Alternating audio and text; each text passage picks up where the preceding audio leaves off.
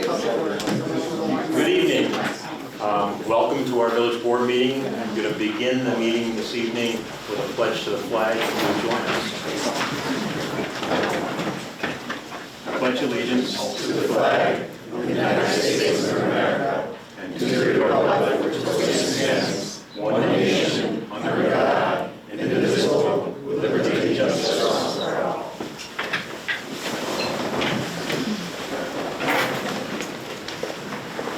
This evening begins with a public hearing considering a local law change to a zoning.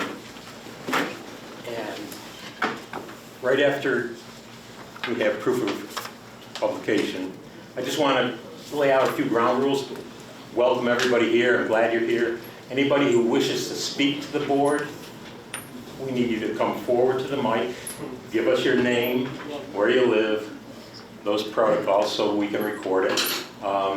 And because there's so many people here, I'm going to ask you to organize your thoughts and exercise a little brevity if possible. With that said, we'll move on for reading of proof of publication. Notice of the public hearing. Notice is hereby given that pursuant to Section 7-706 of the Village Law of the State of New York and pursuant to resolution of the Village Board of the Village of Baldwinsville, adopted July 21st, 2022, a public hearing will be held by the Village Board at Village Hall, 16 West Genesee Street on the 4th day of August, 2022 at 7:30 p.m. to consider a proposed local law to change the zoning district of property located at 19 Phillips Street, text map parcel 005.01-03.1, from its current designation of R1 residential zoning district to the R2 residential zoning district. A copy of the proposed local law may be examined by any interested party at the office of the village clerk. At the time and place of the hearing, all interested parties will be given an opportunity to be heard by order of the Village Board of the Village of Baldwinsville. Thank you. Could I have any parties who are interested in speaking in favor of the proposal? Please come forward and express that. Okay. Then the next step. Yes, I would like to speak neither in favor nor... Can you use the mic? Please come to the microphone. Got to follow the procedures. Thank you. Thank you. Good evening, my name is Donna Frylew. I live at 15 Charlotte Street, and I'm also a member of the Village of Baldwinsville Planning Board. So I'm not here to speak either in favor of or against the proposal. But I do have a few things to say. I'm going to wear two hats, one as an individual resident of the Village of Baldwinsville, and the other as a member of the Planning Board. The first thing I want to say is I've heard a lot of things said about people who rent their homes. I want to speak in defense of them. My parents moved here from New York City in 1950. My father was a young World War II vet. My mother was a civilian employee of the Army, and that's how they met. And they came here for a better life and to raise a family. They lived here for 17 years as renters before they bought their first home, before they felt they were ready to do so. But in that time, that 17 years, they became very valuable and dedicated members of this community. They were involved in the Theater Guild from its very earliest years. They were involved in the Grace Episcopal Church and so many other things in this community. They loved Baldwinsville, and they stayed here for the rest of their lives. And they're buried here. So this became their home. But again, I was 10 years old when we finally owned our first home. My older sister was 16, and another older sister who was 13. We lived a long time as a family of renters. So that's all I want to say. As a member of the Planning Board, I just want to say that we still have a process going, and that's what we're charged by law with doing. And we have not completed our process. We have not made a recommendation according to our legal charge. We'd like to be able to do that. We'd like the Board of Trustees to defer action on this until the Planning Board has completed its process and made its recommendation. Our chair, John Tonello, has asked for, well, we've already have the traffic study conducted by the developer. We'd also like a report from the village on municipal water capacity and the effect that this project might have on it. A report on the estimated tax revenue generated by the project, and input from the school district on potential impact of anticipated new students. And once we have this information, and we've completed our process, we will make our recommendation, but I would like the village board to stay any action until we've done so. Thank you. Okay. Is there anyone else speaking in favor of the proposal? Then anyone, Should I read the letter? do you want to? Email? Just to put it kind of on record as another in favor of the proposal. If you'd like to, Nate, go ahead. All right. This is from David Stewens Jr. It's an email to the village. And he's basically saying, I am emailing about the upcoming CDS Life Transition Project. I see a lot of people are against it, but I would like to email and let you know I am in support of it. I am 21 years old and I live with my parents in Baldwinsville. I wish to continue living here, however, there are no affordable housing options for single people. The newest apartment complexes that have been constructed are too expensive. The Beeville community tends to only cater towards families and has very limited options for people who do not want to have a family or young residents who also want to live here. I think that creating apartments for low-income people is a great idea and will attract younger residents who will continue or who will contribute to the economy as well as potentially stay to fill the families' homes in the future. As long as the traffic issues are met, there in fact should be more apartments. Apartments use significantly less resources to house more people and are better for the environment. If Beeville is so worried about it creating traffic issues, they should improve their public transportation. Beeville needs to stop catering only to older residents who have nuclear families and want to gatekeep the village from outsiders. Just an email from a concerned resident. Okay, so we had one other email. That was It was against. Support, a letter or something that the mayor shared with us. Against it. Well, No, it was in favor of it. I didn't get that one. I didn't. Okay. All right, moving on. Anyone wishing to speak against the proposal? I wanted to speak in favor. In favor? Well, Okay. not exactly. I wanted to say neutral. Sort of. I think I understand why people are opposed. Sorry to interrupt you, but do you mind introducing yourself? I'm sorry. My name's Andrea Abbott. I live at 25 Canton Street, obviously on the other side of the river. So I know I'm not as affected by this, but I think the reason I would be in favor of this, if a lot of other problems were addressed, for example, the traffic, the sewage, the infrastructure in general, is that I would like to support you and the young man who wrote the letter. We rented for quite a while before we bought a house. My parents rented for many years before they bought a house. I think there's a place for renters. But even more so, one of my children and my grandson are both disabled. And my other son found it he does not live in Baldwinsville because he could not afford to, and he would have preferred to have stayed here. So I definitely support the young man who wrote that letter. I think we do need mixed housing. I think that disabled people are primarily poor, and it's not really adequate to say it's somebody else's problem. None of us know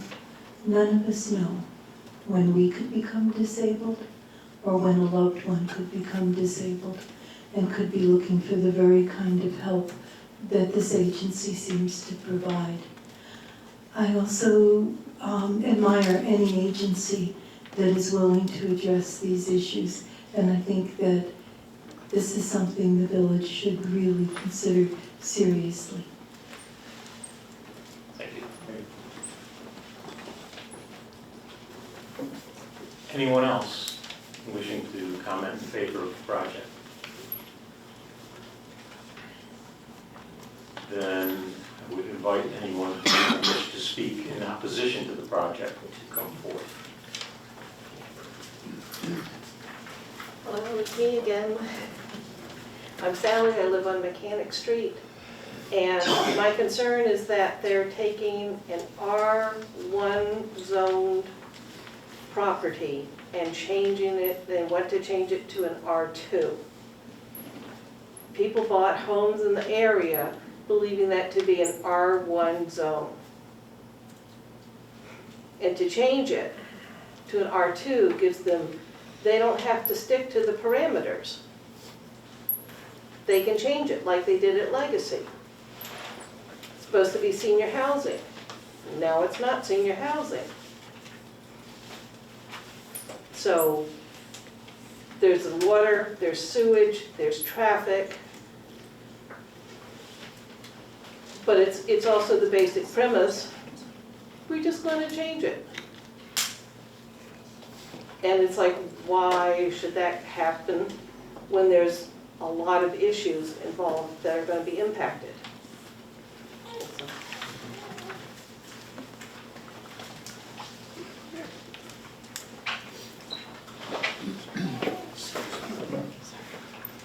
Hey, Kevin Walker, 21 Phillips Street. First off, as far as the renters, I don't think anyone here is opposed to the renters. I think that the opposition comes from multiple housing. If they were to go back behind us off 19 Phillips Street and put two-family homes and make, subsidize those, I don't think anyone here would be opposed to that.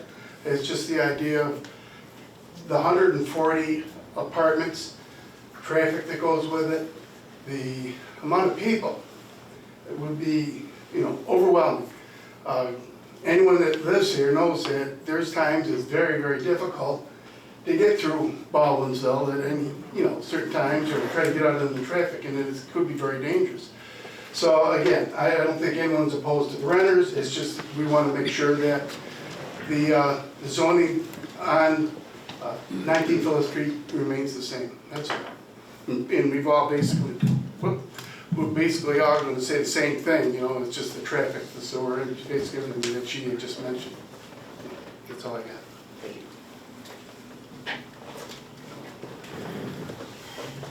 Anyone else?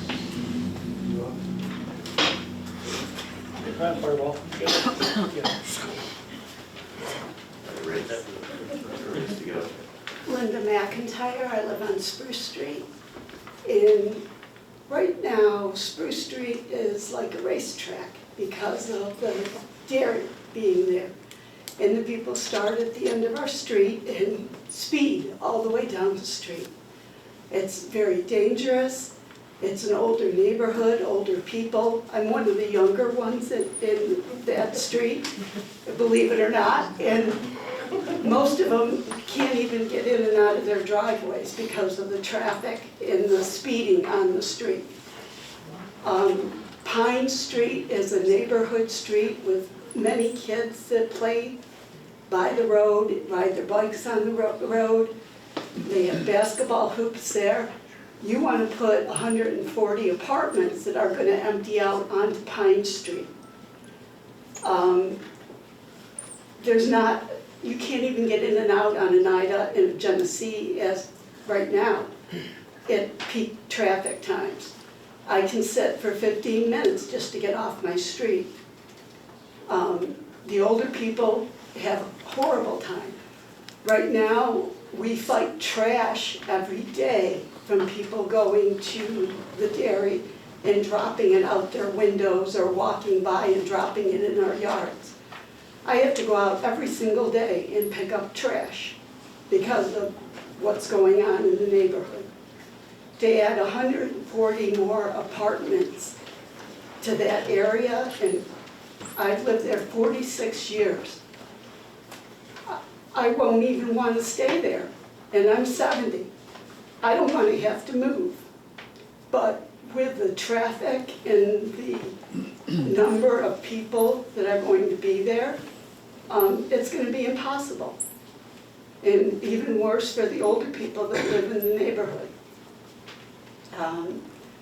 I don't see the police doing anything about the speeding on the street. It's been reported numerous times.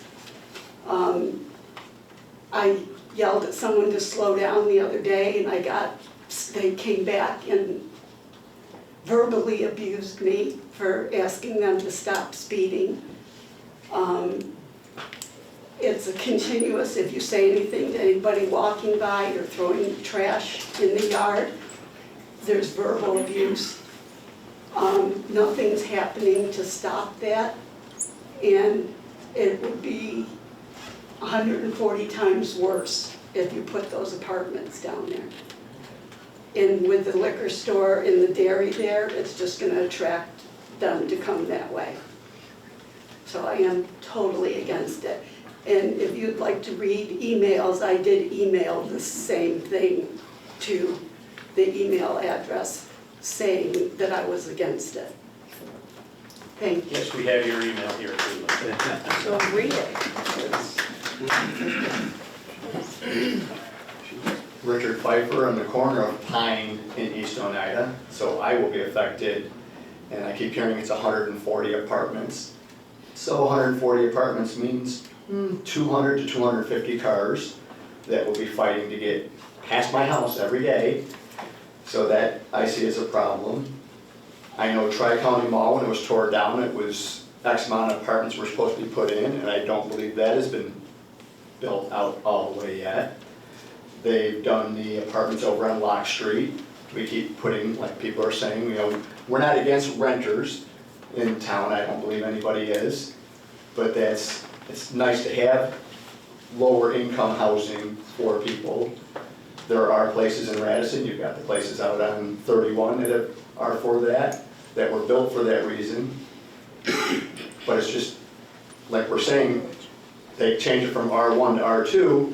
What's to change it, what's to stop them from, we don't want to do that. We're going to get, $1,500 a month for this apartment instead of $500 from the people, and, the government pick up the rest. So I think that, as she brought up that the planning board hasn't even given their okay on this, so I think this really should be tabled until they give their recommendation.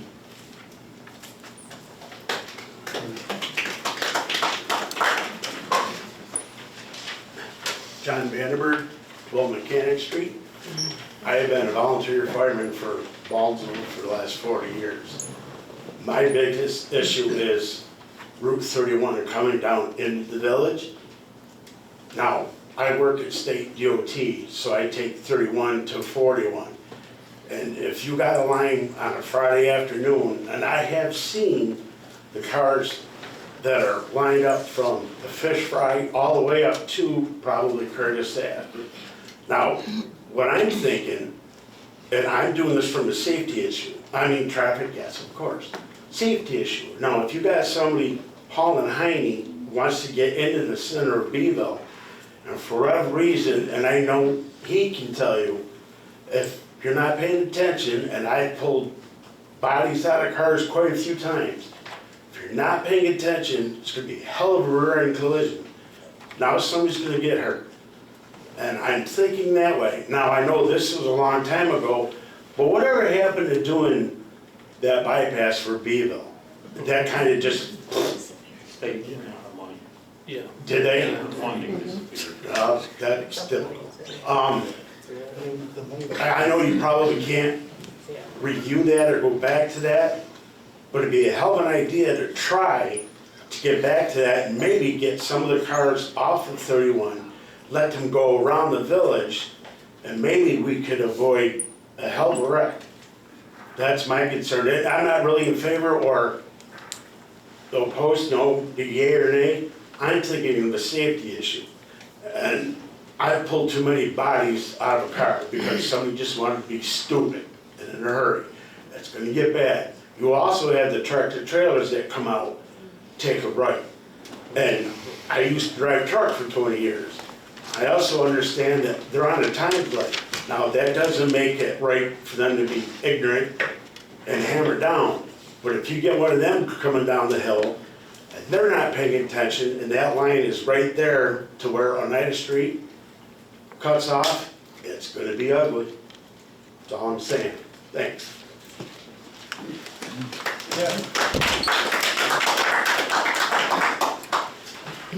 Hi, my name is Courtney. I live on East Oneida Street, right near where the proposed entrance would be. Not to beat a dead horse, traffic has been covered. I can't back out of my driveway as is. School buses, cars. I grew up in Marcellus. Beeville was a community that mirrored that for me. A sense of home, a sense of community.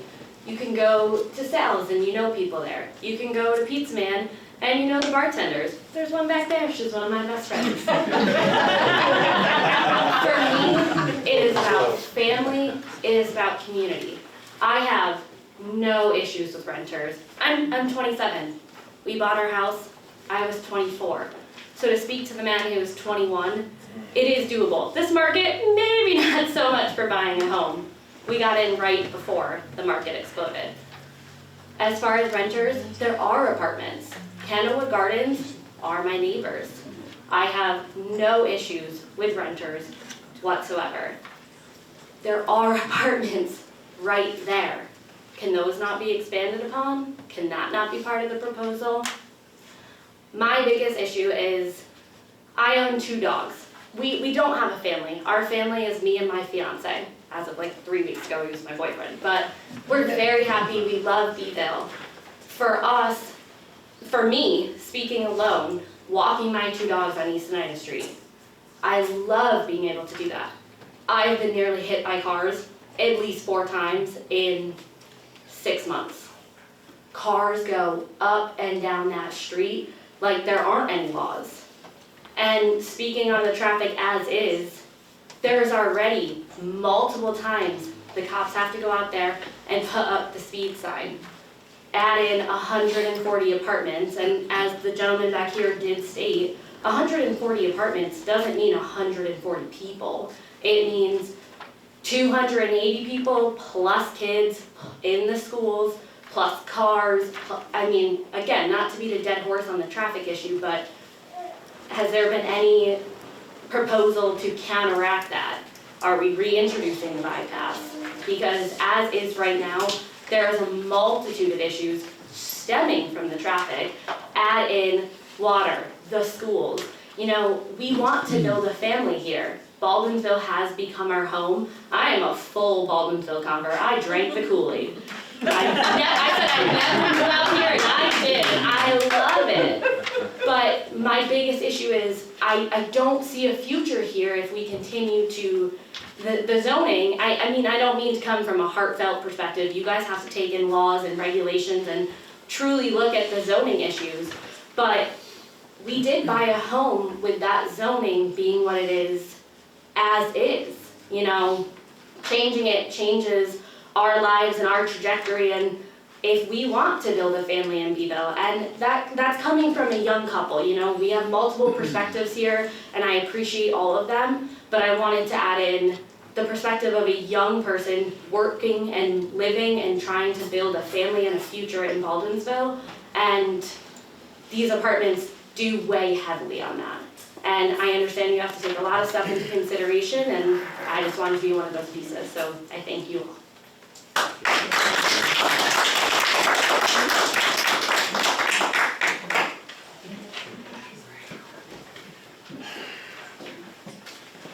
Michael Ray, 100 East Tennessee Street. I am the 3rd generation to that residence. My grandparents owned the house, my parents owned the house, and now my wife and I own the house. 60 years. So I have a little experience with that area.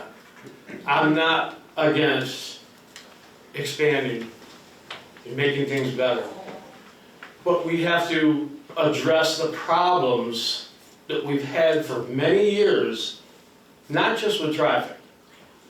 Is anybody here from the Baldwinsville Ambulance Corps? Nobody? How about the Baldwinsville School District? What do they think about it? I was under the impression that some of these people were gonna be here, that we could actually ask questions on how they felt and what their opinions were gonna be. Because it's, a lot of it is traffic, I understand that. Where I live, it's impossible sometimes to get out of my driveway. I live with it. I've been there a long time. But there's a lot more issues at stake. I would really like to know how the fire department feels about it. Is it gonna be their fire district? Does anybody know? Our district stops right there at where Oneida Street and 31 come up together. Yeah. Do you remember the old Jaegers, or not Jaegers garage, but the... Rick's. Yeah, Rick's. Yes. We stop right there.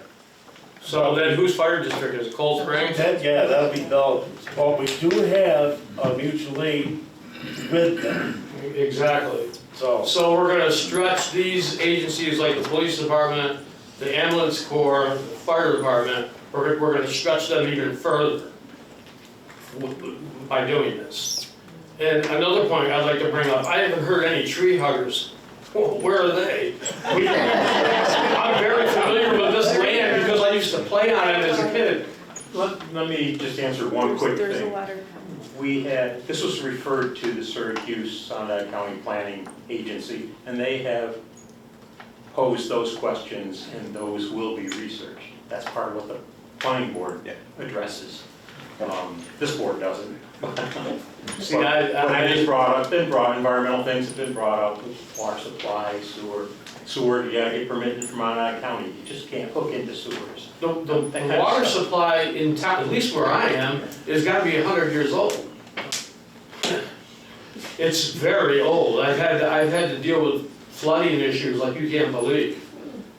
I don't understand why we're not taking care of problems that we've had for many years. Those are the things we should be looking at. I'm not against people, especially low-income people, renting. I'm not against that. I understand that. Well, my wife and I have raised 3 kids. They all went to college. We've dealt with the money issue, and we know how tough it is. You know, but we've always worked, so we just got through it.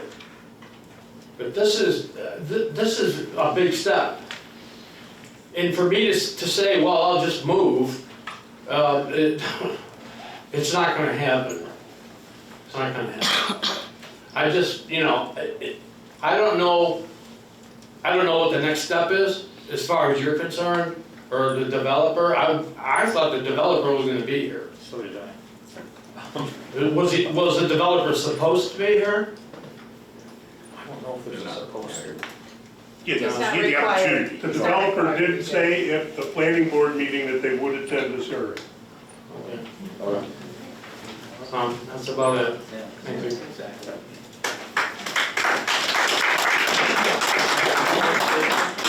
Just to clarify, that this location is going to be within the village of Baldwinsville. Right. So all fire calls within the village are serviced by the Baldwinsville Fire Company. So it'd be the Baldwinsville Fire Department that will respond to anything at that location because it's within the village. Oh, and one other thing too. I don't think we realize how lucky we are to have these good agencies here. The Baldwinsville Fire Department is one of the better volunteer fire departments in Onondaga County. We still are. And so is the ambulance corps and the police department, but you start spreading them out and thinning them out, you're gonna have more issues. And I am, okay, I'm done. Patty Berry, 10 Mechanic Street. I've lived in this village for 26 years now. My children went to Beeville schools. My house was the first house on the street. Dates back to 1879. And the congestion on our street is horrible. You cannot get out of my parking to get out onto the street when the buses are coming through. I thought by them building the new transportation department, it was supposed to cut down on traffic on Mechanic Street. It's gotten worse on Mechanic Street. If you don't time it to get out of there before the buses come through, you have no way to get out. You have to sit for 15 or 20 minutes. And it's like, okay, so half the time I walk to work, which is okay, but the congestion in this village is horrible. We have businesses everywhere around here. People can't get in, they can't get out. The fish market backs up to my property. It's packed. There's people in there Thursday, Friday. The line goes around the block sometimes. The congestion is very bad in this village, and they need to handle that before bringing in something new. We have to deal with the situations that are going on in the village now, and stop bringing new things in here before we can fix the old things. That's all I have to say.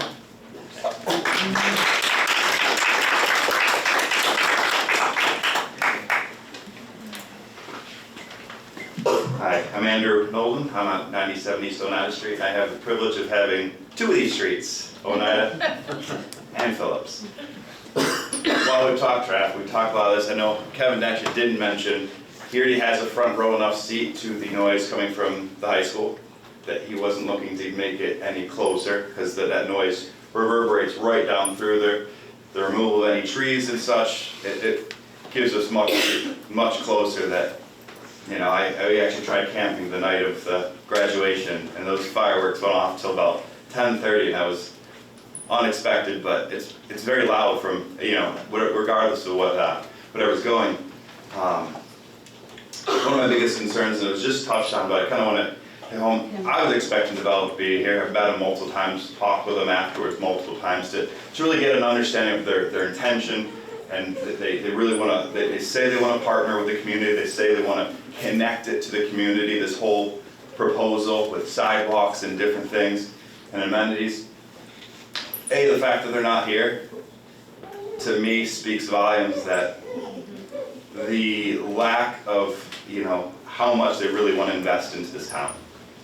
Right there, just not being able to show up and address the concerns, and all I've ever heard from them is, we can address those concerns. Just pass the zoning and we'll address those concerns, which is kind of putting the cart before the horse.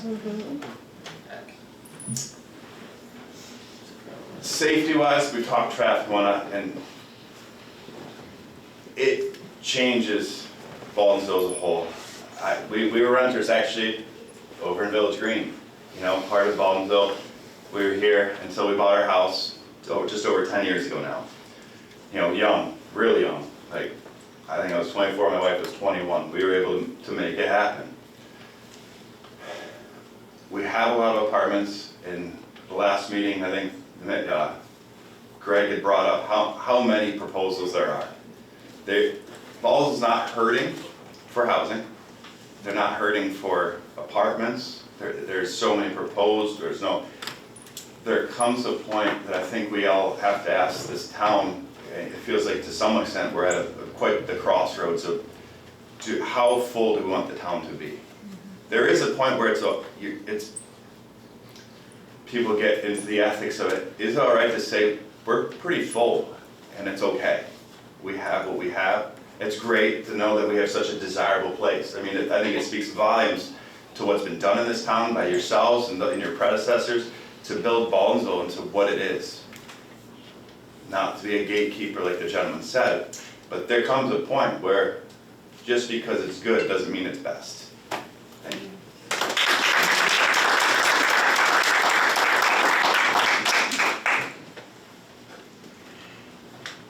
Anyone else? I don't want to stifle anybody who wishes to say something. Sure. Wait a minute.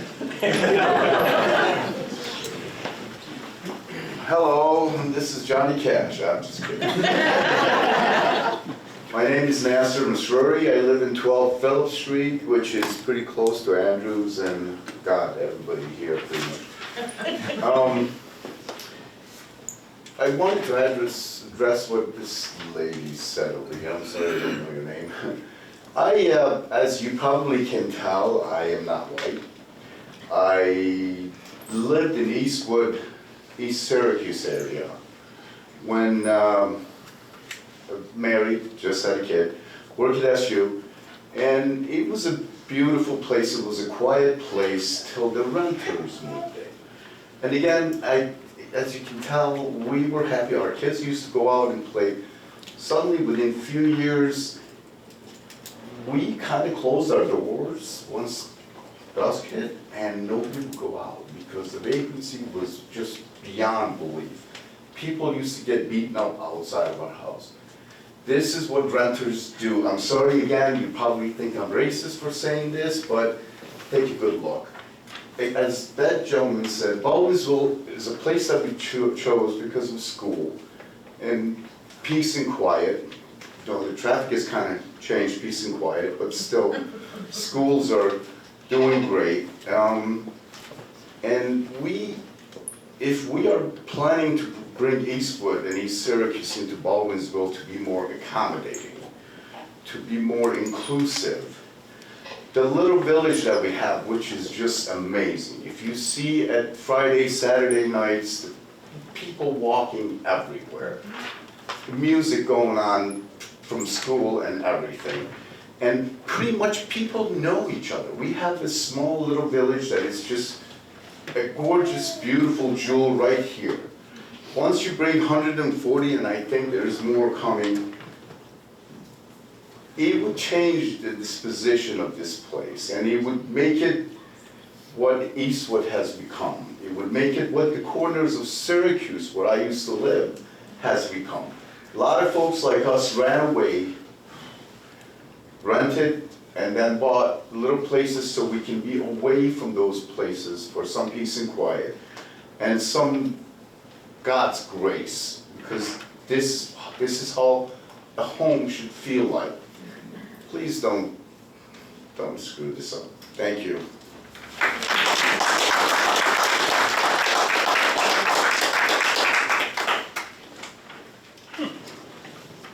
If there are no other comments, I'm going to close the public hearing. Can I have a motion to adjourn and close the public hearing? I'll make a motion. Second. All in favor? Aye. Opposed? Carried. I don't know if you guys are going to leave, but I want to thank you for having come. We're going to go into the regular meeting now. Could I just comment on traffic? Yeah. Wait, Hey, hello, everybody. Hello. Just hang tight for a couple minutes. Just in case, for those of you that don't know me, I'm Mike Lefacek, I'm the police chief, I've worked here for the last 35 years. As it relates to the traffic in the village and some of the issues associated with that, just keep in mind that this is a village that was built and incorporated in the early to mid 1800s. There's only 3 ways to get across the Seneca River. 690, John Glenn Boulevard, in the center of our town. That's the 3 ways to get across. So if you're anywhere within the village area, you're gonna go through the center of our town. We've all lived in, all 4 of my kids went through Beeville schools. So starting on almost Wednesday at 4 o'clock through obviously Friday, rush hour is arduous at best. And you could use other words that I wouldn't so I just wanted to touch on that. It is something that obviously we deal with. People mentioned Oneida Street. I was just talking with residents of Salina Street. I had people talking to me about the other day about Canton Street, and I'm Smoky Hollow Road and Tappan Street. And since COVID has lifted, this has been a general theme that we're really working hard to address. I generally have 1, maybe 2 officers on duty at any one time. We do have a significant number of call volume that we respond to on a regular basis. So between those types of things, we do have 1 speed reader unit that we just deploy to help slow down people, to hopefully get them to recognize how fast they're going.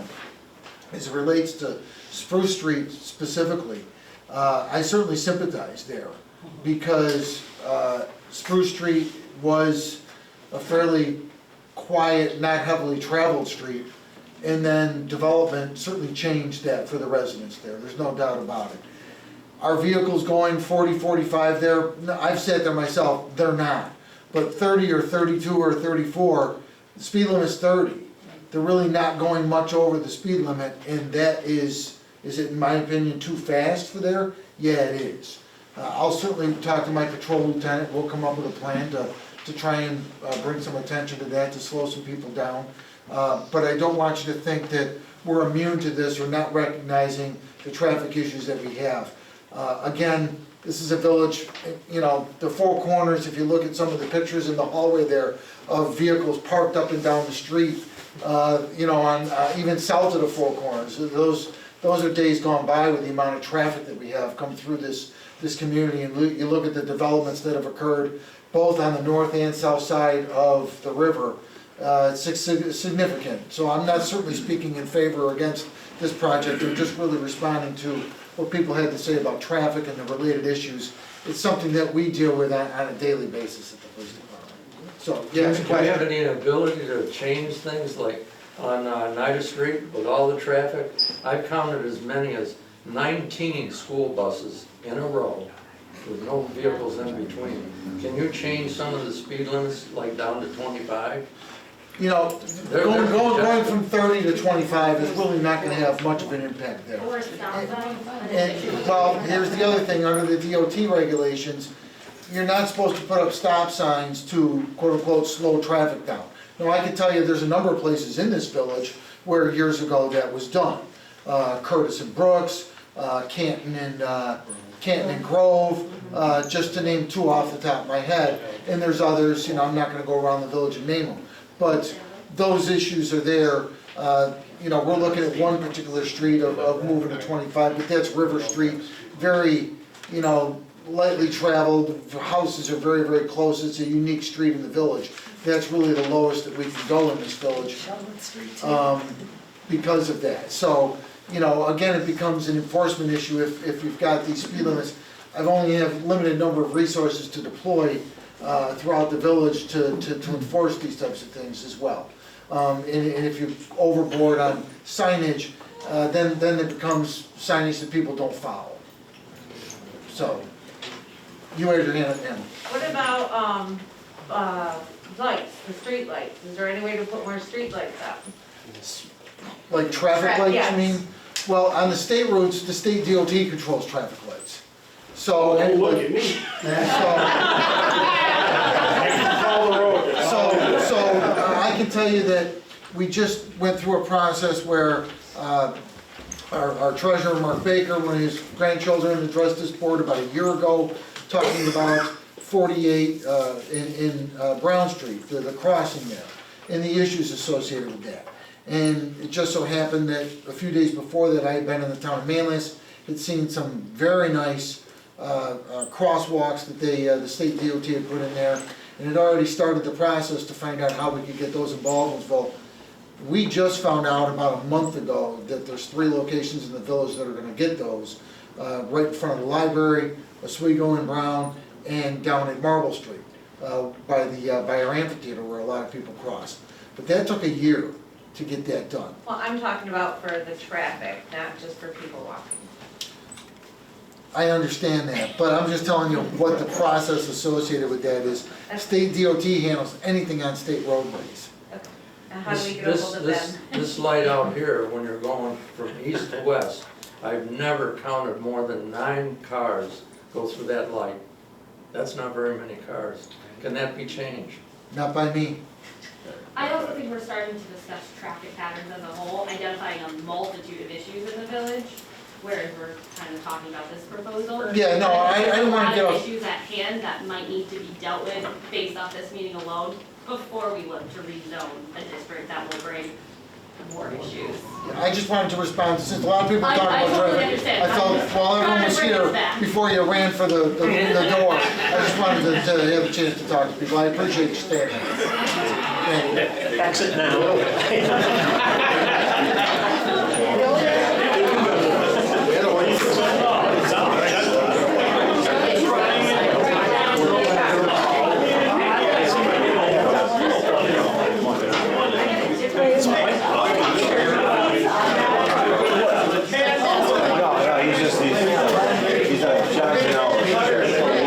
He's a representative. He's been on the owner. He'd be able to answer questions.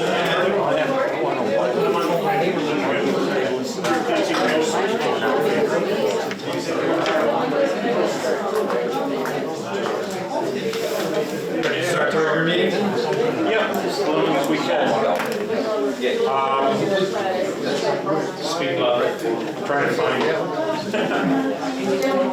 Could I have a motion approving the village board meeting minutes from July 21st? Second. All in favor? Aye. Can I ask you a question? Who did the motion to adjourn? I made a motion. You did. Thanks. Yes, you're welcome.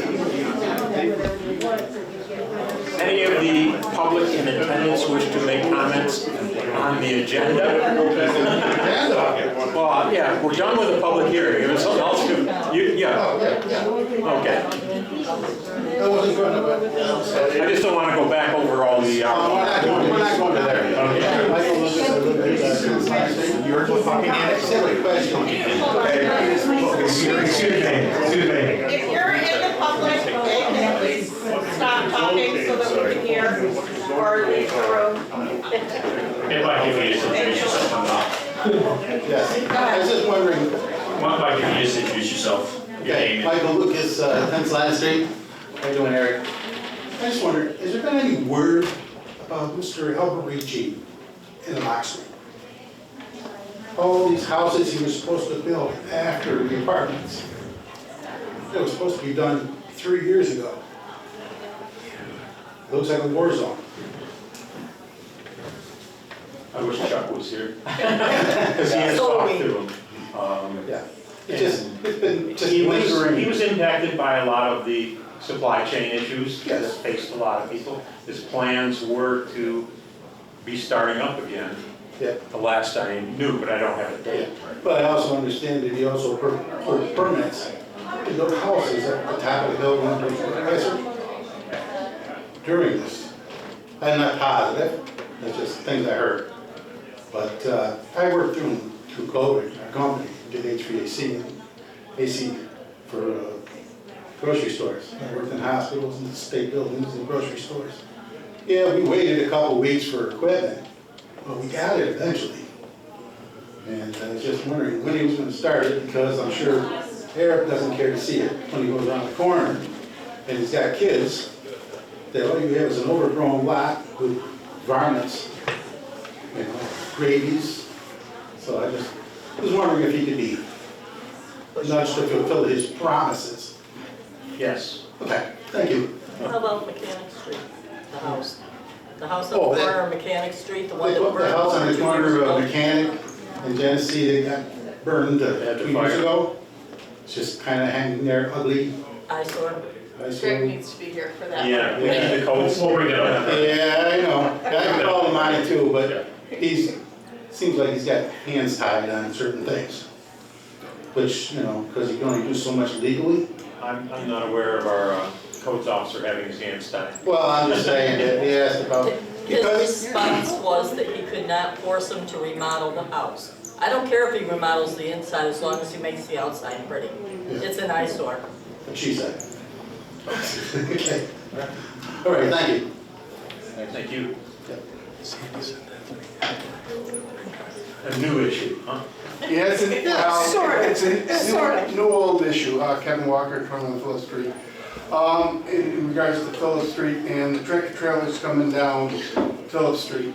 From my understanding, and I don't know if it's true, but if they're ticketed, because they're not supposed to be down there, it's a $600 ticket, $400 ticket, I'm not sure what the value is.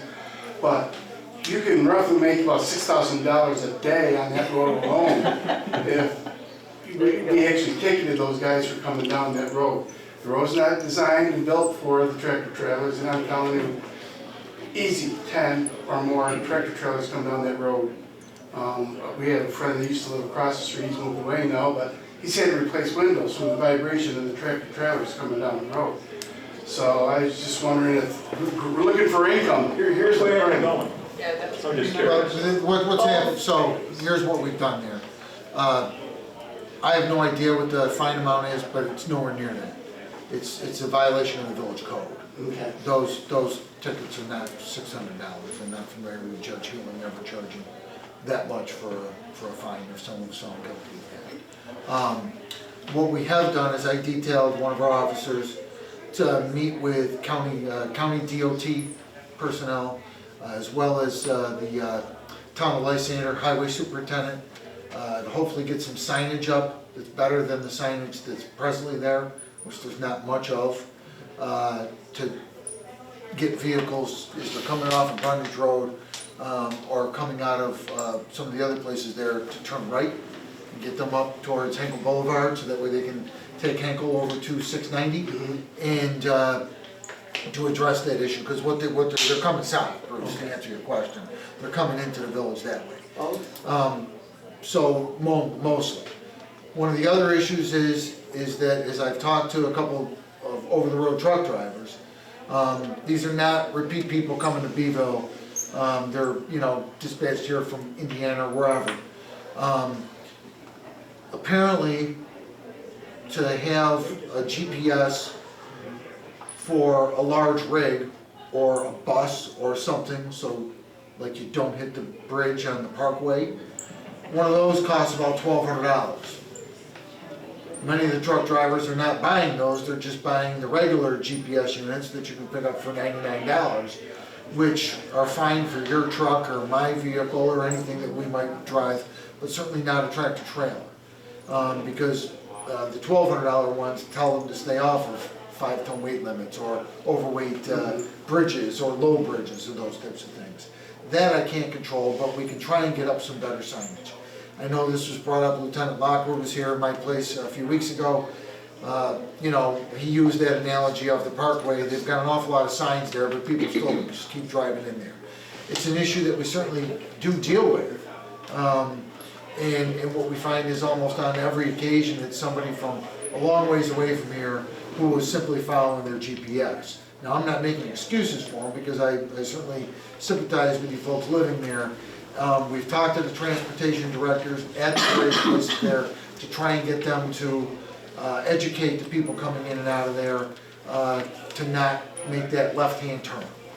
So we're doing an awful lot proactively to try and help solve some of those problems in the longer term. So that's within the last couple months that we've been working on to try and address this issue a little bit more aggressively. Sure. I would just say, even at $50, that seems like a lot of revenue there. How many Good support you, the police department. You never write tickets for these people? Oh, yes. Yeah, we do write tickets for them, but, it's not something that, They don't care. pardon me? They don't care. Well, the problem is that they're not coming back here. So they're picking up a load and maybe taking that load to, Florida or something.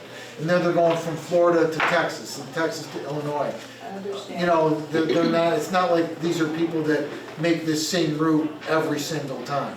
These are people that, this is probably their first or second time coming to the greater Baldwinsville area at all, or coming to either Anna's or Bush or one of the other places to pick up, whether it's McLean's or whomever. Gypsum's based here, so their drivers generally know not to come down. I have a question for, again, Nancy Missouri, 12 Phillips Street. You know how behind Public Library we have those soft rubber speed bumps? Can something like that on 60 Road, as soon as you come into the village, even one, or two, let these people at least, not to break their axle, but just know that there are, because there are children at play signs, they don't really see it or care to see it.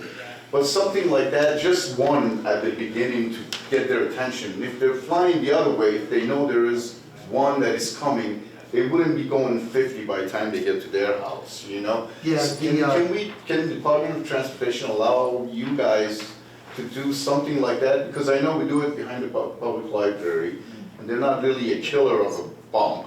They're just tiny little reminder you can't go fast over here.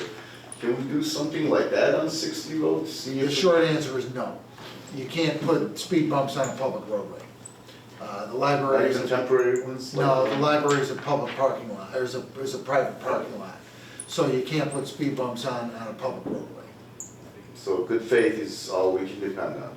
Well, that and some of the other mitigation things that we're trying to work on as well. Thank you. Sure, sure. And it's, again, Phillips Street and 60 Road were there long before those industries cropped up. So now you've got homes that were built, many, many years before the various businesses that are out 60 Road or Entry Road coming and heading into Radisson, or the Radisson Corporate Park was ever even thought of or conceived or constructed. So those are ancillary, developmental issues that could have created problems, within our village. And certainly they're not getting better over time, without a doubt. There's more people, there's more industry, and more is going on.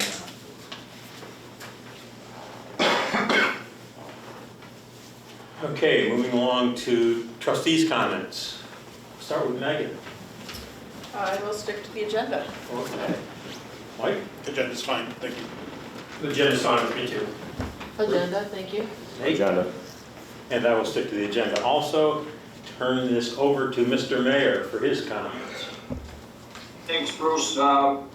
First of all, I'm kind of proud of our Bigville people for coming in tonight and talking like human beings and expressing how they feel, not getting nasty, not screaming and yelling. You see highlights of other communities where people go for public hearings and people are threatening each other.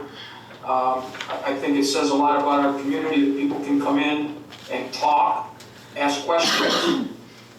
I saw passion in a lot of people without getting nasty, and so I'm very proud. I agree with the idea that we should, at minimum, table this discussion about changing the zoning until we hear from the planning board. That may not change any of our minds one way or the other, but at least some of the issues that got brought up tonight may get further investigation by the planning board, and at least give us some answers to some of the questions people had. So that's something I'm thinking about. I had a meeting last week with, might have even been Monday, I started to lose track of days, with the Little League board. Years ago, Cecil Reeves of the farm Reeves came to the village and said, I've got property that I would like to convert into a baseball complex and name it after my daughter, his late daughter, and felt that the village would take good care of it. I know Bruce may have been around at that time. Bruce has been around a long time, so he may have been here. And so the deal was the village would own the property as long as it was athletic fields there. So it's our fields. We have a committee that includes a representative from Lysander, one from Van Buren, two from the baseball group, one of the Reeves family, and then an at-large member of the community. And since I've been mayor, I've had to be the head of our DPW because a lot of the questions come up about what can we do with the parking lot, what can we do with plumbing, and those are questions that our superintendent can answer. And so we met. They talked a lot about their goals for the future. There's at least 7 fields over there. I don't know if any of you have ever taken a ride back to see, and some of them are quite big time with scoreboards and lights, and they continue to want to add more with the idea that they want to have state tournaments there someday, bringing teams from all over New York State to our area, which would be good for business. People are going to stay in hotels, motels, buy lunch, dinner, stop at drugstores, get gas. So our community would benefit, and that's their dream. This spring they had 652 players. 652 players, baseball and softball. That's a lot of kids. They come to us anytime there's physical problems. This year, Chuck McAuliffe made sure the parking lot got taken care of with oil and stone, so that's all fixed up. There was a problem with people putting stuff down the toilets that would jam it up. So Chuck put in new lines, seems to have taken care of that problem. They're a little bit bigger. We're responsible for that kind of stuff. We don't take care of the signs on the baseball field. We don't take care of the fences. That's the Little League issue. So what they're kind of looking for a little bit is any businesses that are looking to advertise that would like to have a sign up on the outfield wall. You can sponsor a new scoreboard. and your name would go on the scoreboard for an indefinite period of time. So that's a nice way to promote your business and support a great community activity. They're looking to get a couple buildings painted if anybody loves to paint, maybe an Eagle Scout, maybe somebody has to do some volunteer work. Contact me and I'll get you in touch with the Little League people. And if you get a chance and you ever see a big crowd of cars over there, stop by and you'd be impressed with how well the facility is run. They have their own concession stand. They have home run derbies and all kinds of stuff.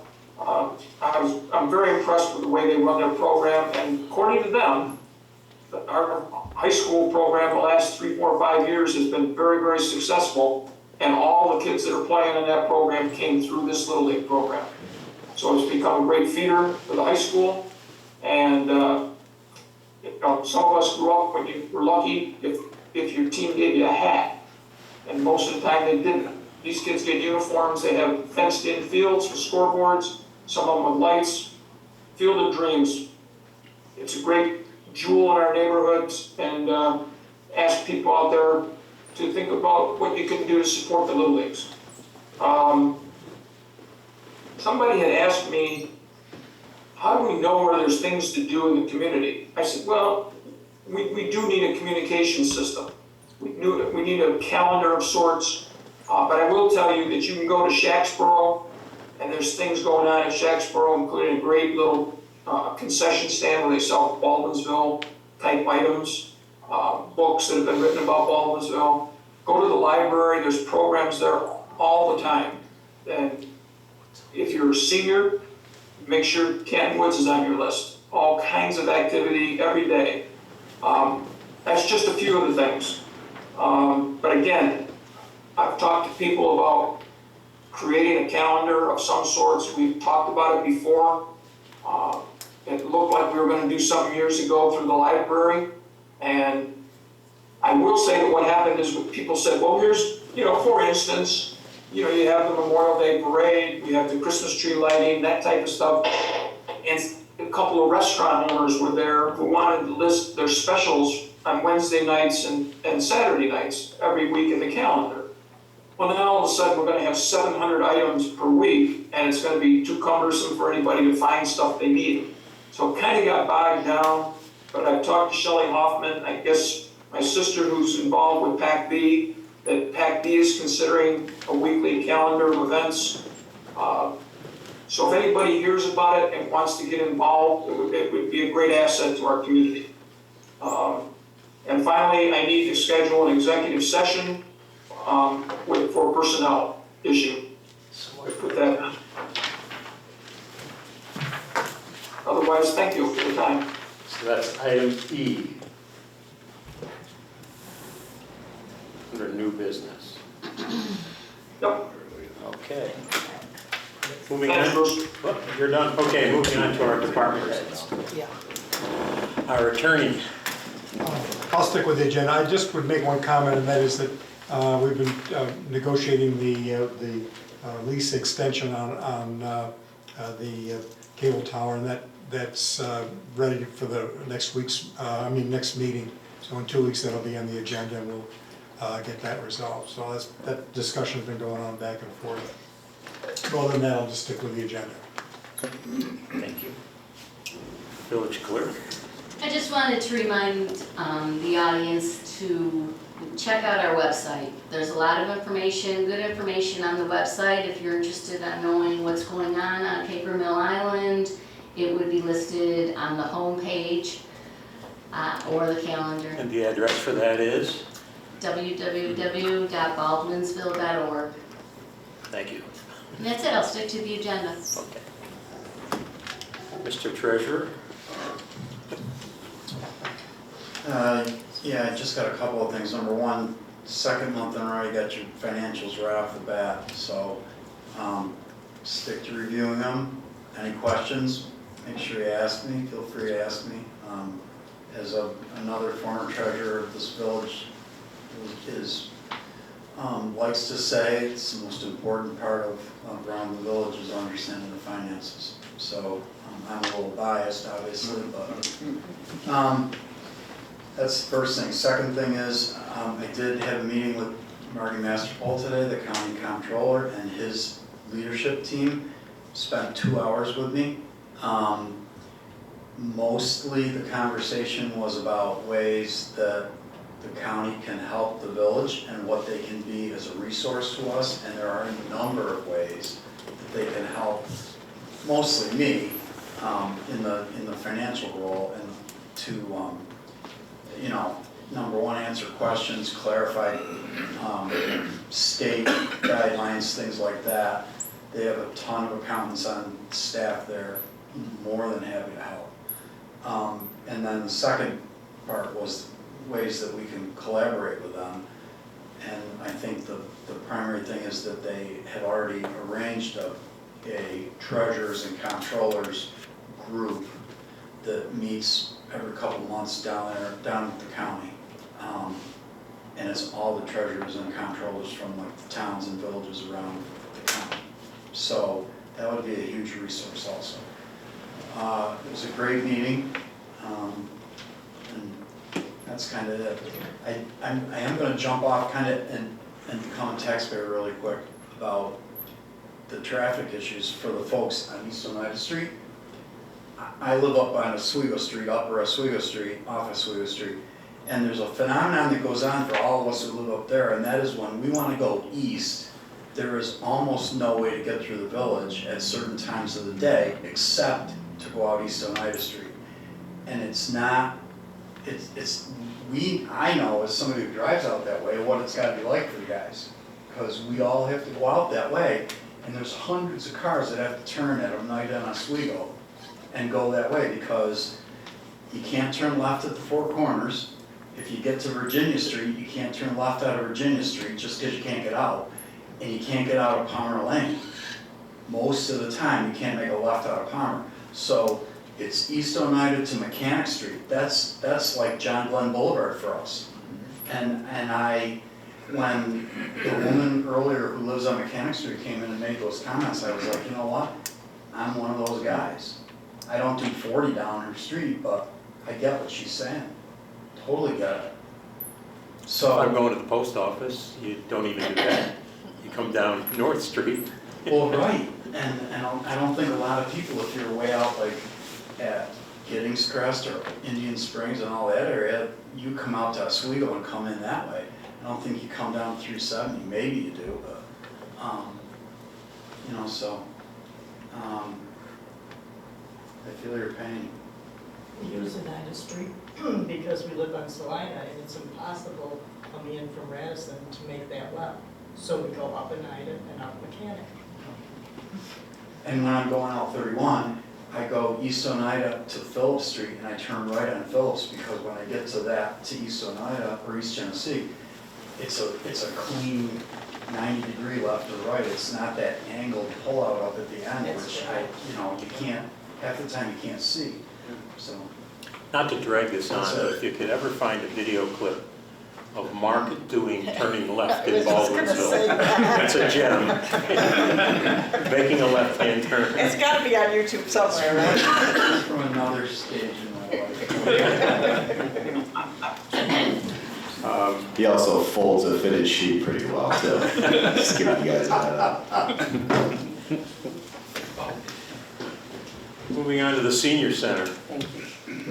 I just want to mention again that we do have several food programs available to people. I keep hearing how folks are having trouble stretching their grocery buying dollars, so reach out to us if that's an issue for you. Specifically want to mention the Farmers Market Coupon Program. This is one that is specifically for seniors. Call Nancy, our neighborhood advisor. It's $25 worth of vouchers to use for produce at the local farmers market. So give Nancy a call. She did a big distribution, but she still has some available, so check that out. We're very busy. This is a busy time for us. Our car show is coming on Monday evening. I'm hoping for good weather. Come and join us. There's live music, food provided by the Canal Side Bistro, the beautiful cars, of course, so it's a fun night. Come on out Monday. If by some chance it does rain, it will be the following Monday, so then it would move from the 8th to the 15th. Also, the Rotary Summer Senior Citizen Picnic is coming up. That's on August 24th. Reservations are required, so please give us a call before August 19th. In addition, we have a couple big events coming up in September that I'll just mention quickly. A golf tournament, which is the first time we've tried this, that's on September 12th. So if you golf or anyone in your family golfs and you want to join us, give the Senior Center a call. And we're also gearing up for our Walk for the Woods on September 17th. And that's it, unless anybody has any questions. Okay, thank you. Going on to Public Works, filling in for our superintendent. Thank you. I'm Dan, the foreman for the highway, just filling in for Chuck. DPW's been crazy busy the last 2 weeks. They repaired a valve up on, water department repaired a valve on Brooks, and in the process of doing that, they fixed it, but they broke another one on Curtis. So they had 2 valves to do this week, amongst water services, not to mention 90-degree heat. So, the highway, we've got the, well, let me go back to Polly. Polly, you guys know Polly, worked for us. Polly has retired. Miss him dearly. 25 plus years employee, great employee. So they got a week. It's only been a week. My understanding is he's been offered an opportunity to come back. He has. And truthfully, Polly didn't want to go. Polly, but it's at the point in his life, him and his wife, just they're ready to move on. So wish him well. Great employee. If you guys don't know him, he ran a sweeper in the mornings on Friday mornings. He plowed the sidewalks in the winter, little yellow scooter around. So that was Polly. We picked up 2 new hires. Mike Kerninsky, if I pronounce that right, and then Matt Crivelli. Both Beetle guys. Matt started Monday, Mike started 2 weeks ago. So back to the highway. Chaucer retention pond has been done. See how it works, looks good. We hand dug and fixed the one on Castor Bridge, which I've been here 29 years, I didn't know it was there, but I do now. That's done, seeded, rolled, that's all done. The playground is in progress. Our end is really close, but we're working tightly with the Lions Club. We'll be there tomorrow with them and getting them set up, so that's coming along. Community park. Community park, yes, I'm sorry. Yeah, community We've park. got lots of playgrounds around. We do. It's coming out nice, it looks good. But hopefully a couple weeks we'll be there. I had a citizen ask me about the signs that went up during COVID on our restrooms that say enter at your own risk or something like that. They're cleaned once daily. But I think it was because they had to be closed during COVID, and when we first opened them, we put up this risk thing. I'm just thinking we don't need those signs anymore, probably. Yeah, the verbiage is kind of, these restrooms are cleaned once daily and enter at your own risk or something to that. Yeah. Sounds intimidating to me. Yeah. I don't want to use that bathroom. Yeah, you always enter at your own risk for restrooms. Oh, yeah. Okay. For discussion, we can certainly get them down if we need to. So paving we're pretty much ready for. All the prep work is that on our end is pretty close to being done, which will be starting in the 15th. So we'll be ripping and tearing on that. Other than that, I'm good if there's any questions. I got a question. Any idea if you're gonna do the sidewalks in front of Mavis or Ace Hardware? That's It's real nasty to walk through. question for Greg and the board. I'm not sure if that's in the plan. That's a state road right there. That's state. I don't have an answer for you right now. No, I Well, mean, you did in front of Kinney's and. yeah, that was That was a big project that was funded by the county. Yeah, that was a grant. Well, my understanding was Mavis was supposed to have been done several years ago. And it's really nasty, it's all different levels of pavement of Tarbia, not sidewalk. The same as with, front of Ace Hardware. Yeah, well, if it's out of compliance, then, Greg can cite them and give them I think Greg and I have discussed it before. time. And if they haven't complied, then we can take the next steps, but we'll ask Greg to look back on his timeline. And he's the code enforcement officer, he's not here. Hey, he's not Like he here knew. for himself. It's like he knew. So, we'll move on to any comments from our police chief. I think I've made enough unless there's questions. How's traffic? Otherwise, I'll stick with the agenda. Okay. Pending business, discussion and possible action approving the proposed local law to change the zoning district of property located at 19 Phillip Street. I'm not going to read the tax map number, from its current designation of R1 to an R2 zoning district.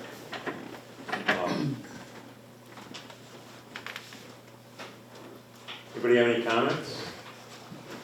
I am of the same feeling that the mayor stated earlier, that we should wait until the planning board has done their due diligence. I can live with that. I don't understand it, because I don't see what they're going to recommend that would change how this board's going to vote, frankly. I think though, for appearances, does at least seem, to look like we wanted to hear everything. We could be going on for a long time while they're waiting for all these other agencies to respond to them, though, if that's why they haven't given us a recommendation yet at this point. That's my concern. This could go on forever and ever. Well, at some point, we can pull the plug on that too, if it continues, and just say, we've waited long enough, we have our own opinions, and we're gonna go with it. I think this is just for at least one, they'll have a meeting before our next meeting, I believe. I don't think, No, maybe not. no. This is just our We might have to meeting. table it until the first meeting of September in order to give the planning board time to have a meeting. And hopefully they'll give us some level of recommendation one way or the other, whether they recommend us to do it or not to do it, or just give us some answers to some of the issues and let us go run with it. I think that's just the fairer way to do it.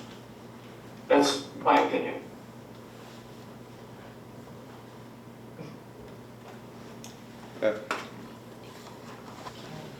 You don't have to agree. Barring somebody making a motion, we're just discussing. What they say you should do it in 62 days.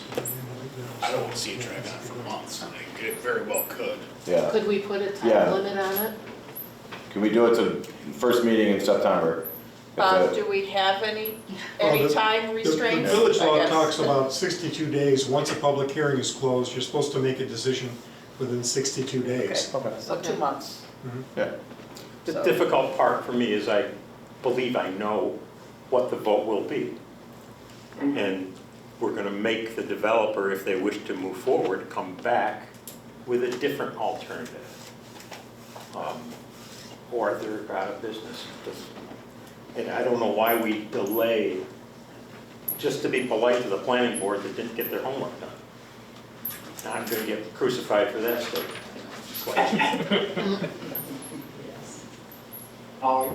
You're never wrong for speaking your mind.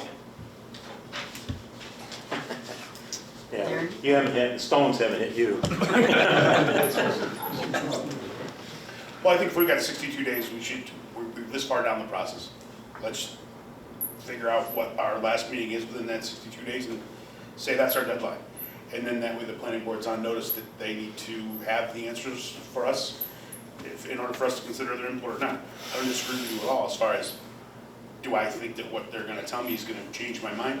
Probably not, but I've been tricked before. Okay. If there's no further discussion, we don't do anything with this. We Right. just There is move it no into, motion. keep it on the agenda, pending business, henceforth. Yep. Moving on to new business.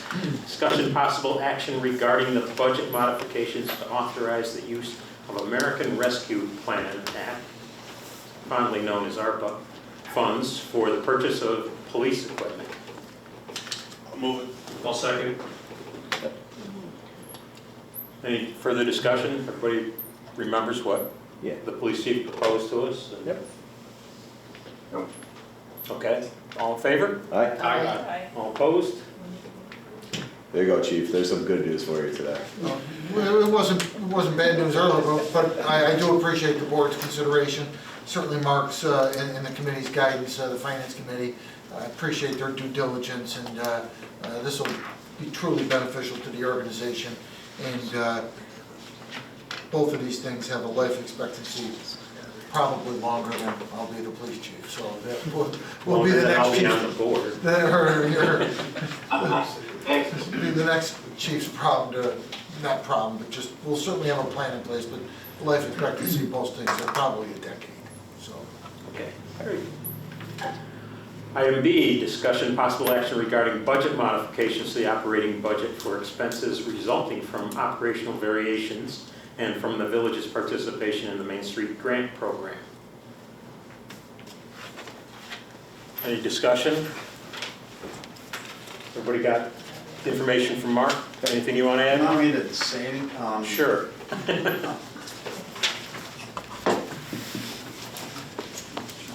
There's just a couple general points I want to make, and that is, and I learned this in one of the trainings from the comptroller, state comptroller, is it's as not legitimate for us to use funds that are in revenue funds that are in excess of what we budgeted as it is for us to spend money that's in excess of what we budgeted, which I was surprised to hear, but it makes sense when you say it. So to the point here, a couple of line items we're modifying are the tax levy line. The tax levy, the way that we had accounted for it before I got here, which will probably change for the next year, but for this year, back taxes from last year get added into this year's tax revenue that comes in. So we always, as a village, had exceeded our line item, which was set as the tax levy. But to make it legit for us to spend that, we have to raise the budget to that number in order to be able to access those funds. Will we need them at some point? I'm not really sure. But you know, we had in our budget this year to draw $50,000 as an interfund transfer.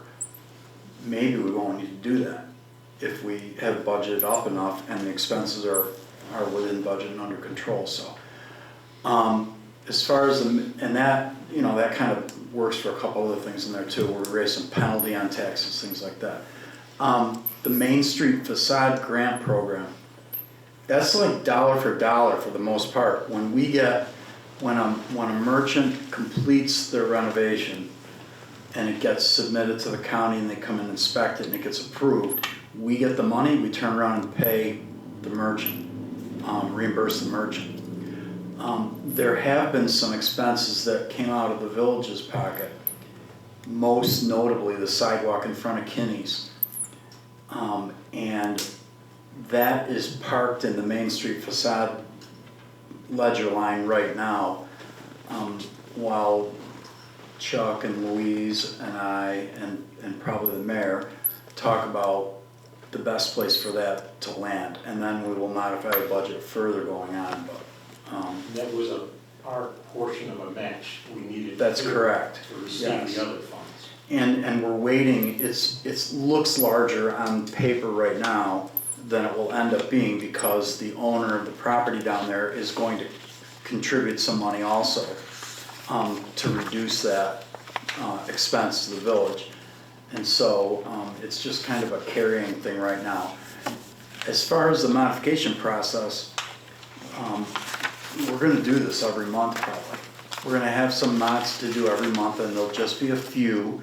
I gotta say, on the expense side of the village, everybody is really living within the budget for the most part. There's a few unexpected things that, you know, I think the workers' comp thing is on there where we exceeded that by a little bit, but you don't know what workers' comp is going to cost you till you get it. So it's like a guess. Your little explanation is very beneficial. Oh, good. Thanks, I It's pretty clear appreciate what's that. all So, what we're doing. Yeah, and one thing I want to point out quickly is before Anna left as our last treasurer, she said, you guys are gonna love Mark Baker. He really knows his stuff, and Anna's right. I'm very impressed with Mr. Baker. Thank you for all that you've done for us. And I have a lot of faith in you, so. thank you very much. It's all about like, you know, creating relationships outside this room too, like the thing with the county today and that, because I think we're all together, we're all smarter than each one as an individual, so they'll be able to help us a lot. Any other comments? All in favor? We got a motion. Oh, we need a motion. I'll make a motion. I'll second. Okay, it can be Ruth or Meg, I don't care who, but they seconded Eric. I don't think a motion, can you just read, instead of discussion possible action, just say Okay. motion regarding, because. Okay, Eric, could you make a Motion motion regarding budget modifications to the operating budget for expenses resulting from operational variations and from the village's participation in the Main Street Grant Program. No, second. Oh, second, sorry. Thank you. All those in favor? Aye. Opposed? Carried. Then did we do it inappropriately on item A? No, it was fine. It's good, That was really it's good. fine. Discussion regarding Canton Woods Senior Center's 2021 financial report. Everybody got a copy of it? Yep. If you have questions, Ruth sits before us. And Mark. Severely intimidated. I already asked my question, so I'm satisfied. If I can point out one thing that I don't think was in that report, the Canton Woods Board, am I correct in that, Ruth? Is it Canton Woods Board? The 501c3 board is making us whole, making the village whole on that, the shortfall in that report. So I don't think that we told them they had to. Bob said that's not in the agreement, we can't make them do it, and I think Ruth schmoozed them.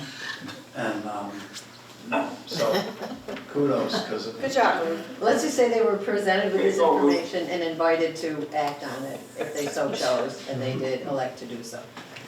Please express our gratitude. Yes. And I think the board should approve the report by resolution. Okay. Can I have a motion to approve the 2021 financial report? I'll make a motion. Second. All in favor? Aye. Opposed?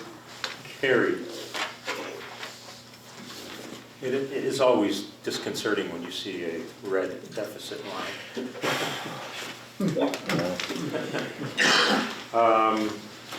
Have a motion pursuant to the provisions of, okay. Someone want to make a motion pursuant to the provisions of Village Law, Section 8-800, to establish within the Village of Baldwinsville Police Department the position of Special Patrol Officer, appointments to the positions and compensation for officers to be appointed subject to further Village Board approval. I'll make a motion. Second. You want to say anything, Mike? Sure, just so everyone knows, this would be the additional school resource officers at the 2 elementary schools. So they're not police officers, they're gonna be peace officers, but this is how they're classified. Bob and I have been working on this. Is the union, is this a concern for the PBA or not? Or isn't it any of their business? The latter. Okay. I did speak to Attorney Poe regarding this, and she indicated that the PBA would have no standing in this particular issue. So I have not had conversations with them based upon that conversation with her. Okay. Do you mind touching on the funding for this too? The funding? Yeah. That will come from the school district, but we have to sit down and work that out. Bob and I have also been working on a contract as well. So the next week or two, I'll be meeting with the school district to hammer out those particular details. Fortunately, we've got a copy of another school district and police department's contract that we're utilizing for the SBO position. I believe it's the same law firm. It's the same law firm that represents both that school district and the Baldwinsville School District. And I've been in touch with the attorney who actually does the work and represents the Baldwinsville School District, so the lines of communication are open.